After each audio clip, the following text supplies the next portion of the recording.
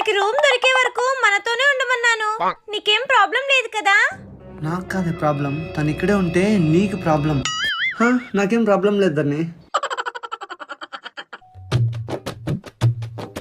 నువ్వు కూడా మా పెళ్ళికి వచ్చి నింటే బాగుండేది.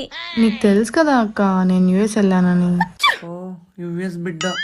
అయినా మీ ఇద్దరు మేడ్ ఫర్ ఈచ్ అదర్ లా ఉన్నారక్క. Thank you. మాది అరేంజ్ మ్యారేజ్. అవునా బావా, పెళ్ళికి ముందు నువ్వు ఎవరినైనా లవ్ చేసావా?